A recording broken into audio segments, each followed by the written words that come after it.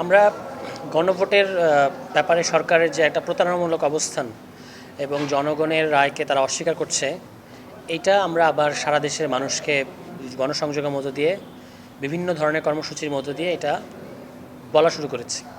এবং কিছুদিন আগে এই অল্প কিছুদিন আগে আমাদের ঢাকায় একটা কেন্দ্রীয় জাতীয় কনভেনশন হয়ে গেছিলো, যেখানে বিভিন্ন সেক্টরের এক্সপার্টরা এসেছিলেন এবং বিভিন্ন বিষয়ে কথা বলেছেন এবং তার মধ্য দিয়ে এই গণভোটের পক্ষে তারা তাদের অবস্থান ব্যক্ত করেছেন এবং সরকারকে কাল বিলম্ব না করে এটা যেন তারা মেনে নেয় সেই কথাটাই বলেছেন।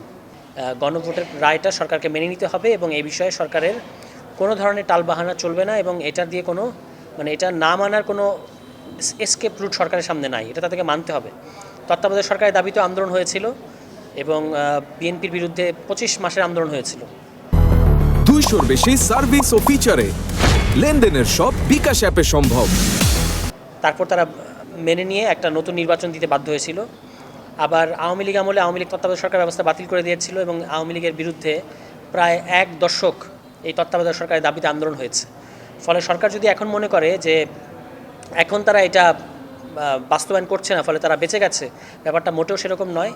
আমরা তাদের প্রতি আহ্বান জানাবো যে জনগণের গণতান্ত্রিক রায়ের প্রতি আপনারা সম্মান দেখিয়ে এইগুলো বাস্তবায়ন করবেন, অন্যথায় আপনাদেরকে গণতান্ত্রিক আন্দোলন জনগণের সাথে নিয়ে 11 দলীয় জোট এবং এনসিপির, বিশেষত এনসিপির যে কর্মসূচি, রাজপথের কর্মসূচি, সেটাকে মোকাবেলা করতে হবে।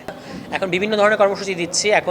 এখনই আমরা রাজপথে যেতে চাচ্ছি না। আমরা এখন এই ধরনের সেমিনার, কনভেনশন করার মধ্য দিয়ে আগে আমাদের যারা সংগঠক তাদেরকে প্রস্তুত করছি এবং এর মধ্য দিয়ে আমাদের বার্তাগুলো আমরা কি বক্তব্য রাখছি সেটা কিন্তু আপনাদের মিডিয়ার মাধ্যমে সারা বাংলাদেশের মানুষের কাছে পৌঁছে যাচ্ছে।